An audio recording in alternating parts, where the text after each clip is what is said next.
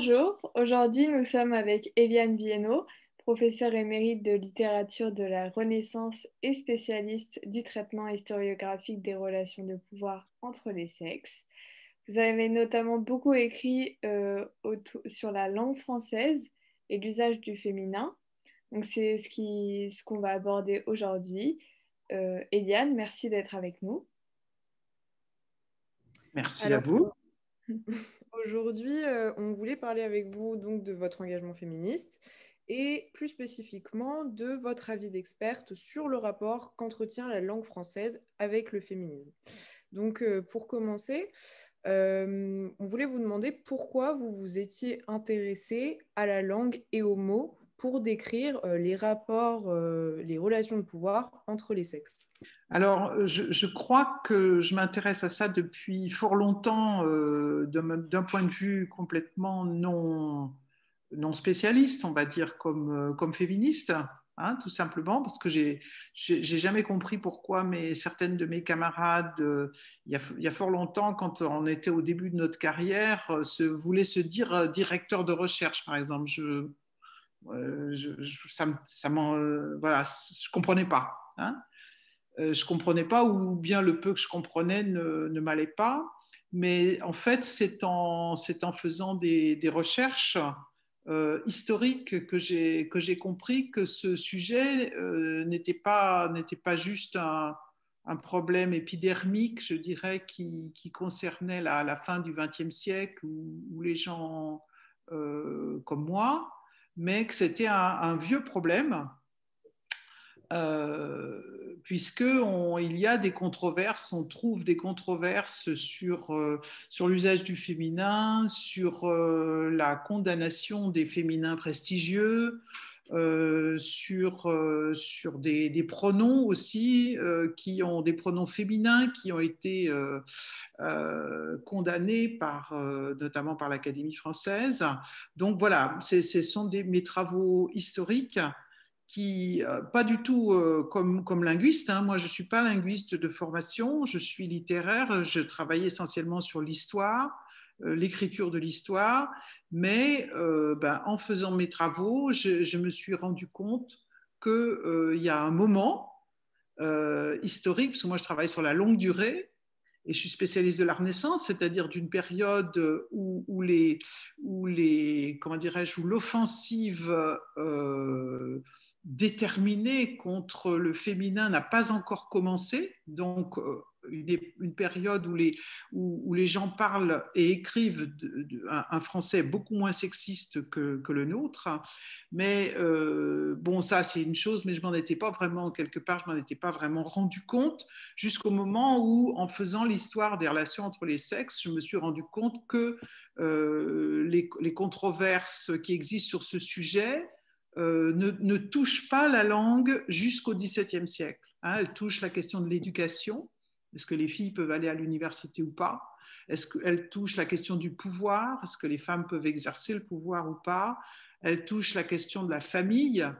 Les femmes peuvent-elles co-diriger une famille ou diriger une famille, mais elles ne touchent pas la langue jusqu'au début du XVIIe siècle. Et donc, quand j'ai vu que les débats, ce qu'on appelle la querelle des femmes, arrivent sur le terrain de la langue au XVIIe siècle, je m'y suis intéressée. Et depuis, en fait, depuis le XVIIe siècle, cette histoire continue. C'est pas un moment. Il n'y a pas une décennie ou un demi-siècle ou un siècle qui serait concerné par ces querelles linguistiques. Elles durent jusqu'à aujourd'hui. Donc, pouvez-vous nous parler de votre livre qui est intitulé Le langage inclusif, pourquoi, comment? Et donc nous expliquer déjà ce qu'est le langage inclusif pour vous. Alors, j'ai écrit ce livre sur la lancée de la... Je ne pensais pas l'écrire, j'en avais déjà écrit deux et ça me suffisait sur le sujet. Sur la lancée de la polémique de l'automne 2017, où le mot écriture inclusive est entré dans le domaine public. On pourrait dire le grand public a été sommé de se prononcer sur cette horreur, puisqu'il paraît que c'était une horreur, et ce péril mortel, selon l'expression de l'Académie. Donc moi, ce que j'ai voulu faire dans ce livre, c'était comment dirais-je, de résumer un petit peu l'état des réflexions qui avaient eu lieu depuis déjà quand même un certain nombre de décennies, hein, puisqu'en France, on reparle de cette question des rapports entre le féminin et le masculin depuis les années 80, notamment autour de la question de ce qu'on a appelé la féminisation des noms de métiers et de titres, qui est qui est une mauvaise manière de représenter les choses, puisque notre problème n'est pas nous n'avons pas à féminiser la langue. La langue, elle connaît tout ce dont on a besoin, et là depuis des siècles. Hein. Le mot ministre, par exemple, il n'y a aucun souci à l'employer au féminin. Le mot écrivaine, le mot autrice, le mot professeuse, je me dis professeuse et pas professeur, aujourd'hui, pas à l'époque, hein, bon.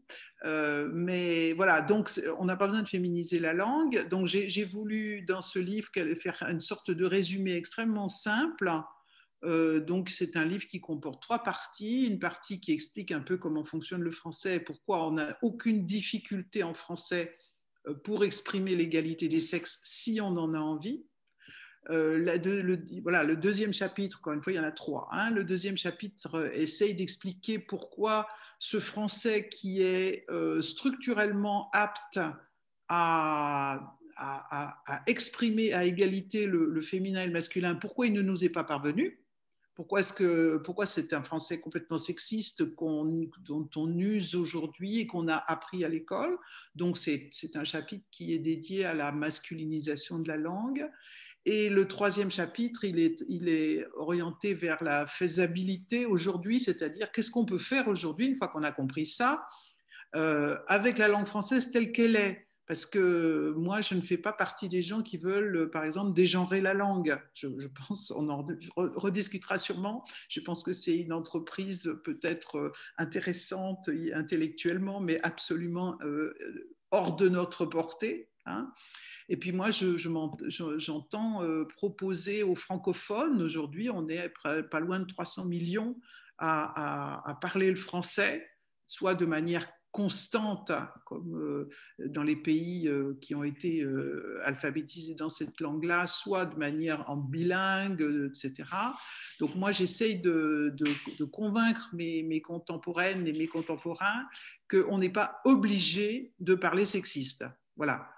Et c'est facile, c'est possible. Donc c'est un peu ça que j'entends par langage inclusif. Moi, j'ai repris, pour faire ce livre, ce terme qui était tombé au fond dans le domaine public, sachant que ça n'a pas grand sens du point de vue linguistique, et que les appellations précédentes, langage non sexiste, langage égalitaire, etc., étaient peut-être plus justes. Mais bon, voilà, c'est celui-là qui est sorti, c'est celui-là que tout le monde connaît, c'est à propos de celui-là qu'on se bagarre, donc je le reprends volontiers à mon je sais pas comment on dit, à mon compte, voilà. Et pourquoi est-ce que c'est si important que la langue retrouve l'usage du féminin? En quoi ça peut aider à réduire ou à éliminer les inégalités? Alors en fait, c'est un mouvement naturel. C'est un mouvement naturel parce que, d'abord parce que le français est fait pour ça. Le français, il est structuré. Le français et toutes les langues romanes, hein, sont équipées pour parler des femmes et pour parler des hommes. Voilà, il a le genre féminin pour parler des femmes, il a le genre masculin pour parler des hommes. Et alors c'est encombrant parce qu'on est obligé de dire les Françaises et les Français. Voilà, on préférerait parfois dire French people, mais c'est un peu encombrant, mais c'est là, c'est dans notre langue. Et si le féminin a reculé, c'est plus sous l'effet comment dirais-je, de politique, à la fois de politique sociale, qui font que les femmes n'ont pas pu exercer plein de métiers pendant des siècles, parce que c'était interdit, ou parce qu'on leur donnait pas les moyens de le faire. Par exemple, elles n'avaient pas le droit d'aller à l'université, elles ne pouvaient pas passer des diplômes universitaires, donc toutes les professions supérieures qui avaient été verrouillées par la détention de diplômes leur étaient fermées. Donc évidemment, les mots qui correspondaient à ces professions, ben, on a eu tendance à ne pas les utiliser, hein, sauf de manière figurée, je dirais. Par exemple, le mot avocate, il n'a jamais disparu de la langue française. Il est très très vieux, il a des siècles et des siècles. Et comme c'est un mot qu'on n'utilise pas seulement pour exercer la profession d'avocat ou d'avocate, mais pour, de manière plus large, pour désigner des gens qui se font les défenseurs ou les défenseuses d'une cause, c'est un mot qui n'a jamais disparu. Voyez. Donc, mais par contre, bon, le mot proviseuse, par exemple, ben, il existait, mais il existait dans les couvents. Dans les couvents de femmes, il y a toujours eu des femmes proviseuses, parce que proviseuse, proviseur, ça voulait dire la personne qui est chargée des provisions. Et que voilà, mais on ne sait pas trop, on ne sait pas forcément de ce qui se passe dans les couvents. On ne sait pas que dans les couvents, il y avait des officières. Il y a toujours eu des officières dans les couvents, mais c'est un monde un peu fermé, le monde des couvents. Donc, dans la mesure où plein de fonctions étaient fermées aux femmes, les termes ont eu tendance à ne pas être utilisés, ou à être utilisés de manière figurée, ou à être utilisés de manière qu'on appelle conjugale, enfin que moi j'appelle conjugale, c'est-à-dire ben, la femme du procureur, on l'appelle la procureuse. Voilà. Mais il est clair qu'elle n'exerce pas la fonction de procureur, puisque cette fonction lui est socialement, institutionnellement fermée. Voyez. Donc, mais comment dirais-je, à partir du moment où ces interdictions, ces impossibilités sont levées, à partir du moment où les femmes se remettent à faire ces métiers, ces fonctions qui leur ont été longtemps inaccessibles, alors les Français, les Françaises, les francophones retrouvent les mots. Je dirais que c'est absolument naturel. C'est notre langue, c'est la logique. Moi, j'aime bien dire, c'est le logiciel de notre langue qui le veut. Ce qui n'est pas normal, ce sont les oppositions des gens qui disent « Ah non, ah non, il ne faut surtout pas employer tel mot. » Alors, donc, il y a controverse parce qu'il y a des gens qui résistent à un mouvement absolument naturel de la langue. Il est naturel maintenant qu'il y a des femmes qui exercent comment dirais-je, la fonction de sénatrice, par exemple, qui sont élues au Sénat, ben, qu'on les appelle sénatrices. Le français ne sait pas faire autrement que les appeler sénatrices. Vous voyez, le mot est là depuis longtemps. Pourquoi ne pourrait-on pas les appeler sénatrices? Donc, c'est plutôt les oppositions qui sont à la fois signifiantes et qui sont anormales. Voilà, elles sont anormales du point de vue du fonctionnement de la langue, mais elles sont signifiantes du point de vue de la société. Les gens qui s'accrochent au masculin sont des gens qui n'ont pas admis quelque part ou qui veulent toujours pas admettre que les femmes investissent ces terrains. D'accord, merci beaucoup d'avoir été avec nous. Est-ce que pour terminer, vous avez des recommandations, des lectures, des personnalités à suivre pour promouvoir le féminisme et ce sujet de l'usage du féminin? Ben, lisez mes livres, ça fera plaisir à mon éditrice. Et puis vous amuserez bien parce que je crois qu'on essaye quand même de s'amuser en diffusant de la science. Mais non, je pense que c'est un sujet qui progresse en même temps que le reste.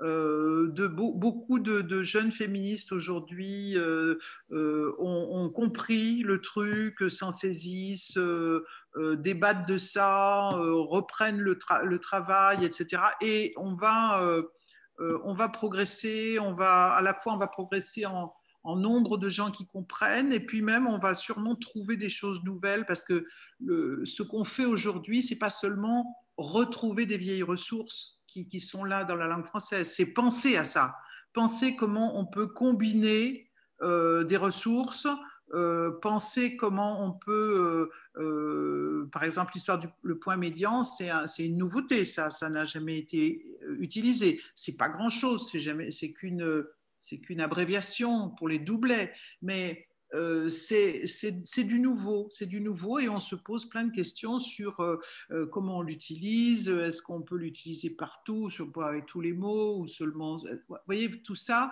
est-ce qu'il y a des néologismes aussi qu'on essaye de faire arriver, comme tous, bonjour à tous, qui va largement plus rapidement que bonjour à tous et à toutes, mais on n'est pas obligé. Hein, voilà. D'autres essayent de réfléchir à des pronoms qui pourraient remplacer elle et il, ou celles et ceux, parce qu'on se dit oh, c'est un peu long, un peu chiant, ou d'écrire celles et ceux. Bon. Donc voilà, il y a des petites nouveautés qui vont arriver, mais il y en a peut-être qu'on ne voit pas encore. Vous voyez, c'est parce que si l'égalité continue de progresser, même avec des difficultés, hein, on sait que ça ne se passe pas tous les jours tout seul, hein, mais globalement, elle progresse. Si cette égalité progresse, la langue égalitaire va progresser. Mais on ne sait pas forcément comment ça va se jouer. Hein. Il faut rester là-dessus, et globalement, il faut comprendre simplement que la langue fait partie de tout le reste. Il n'y a pas une planète pour les salaires, les tâches domestiques, les soins, etc. Puis quelque part ailleurs, vous voyez, la langue, elle fait partie du lot. Le fait de parler au masculin des femmes, ça fait partie des violences sexistes. C'est une violence symbolique, mais c'est une violence énorme, et qui fait passer le reste. Hein, parce que voilà, si le masculin l'emporte sur le féminin, dans une discussion un peu animée avec le mari, il faut que le mari ait le dernier mot. Hein, ça va de l'un à l'autre, c'est direct. Hein. Donc, voilà, il faut simplement comprendre que ça va avec, et qu'il va falloir accompagner ces changements linguistiques, accompagner avec la langue les autres changements, et lutter contre les personnes qui sont rétives à tous ces changements, parce qu'en général, elles ne sont pas rétives qu'au problème des mots. Hein.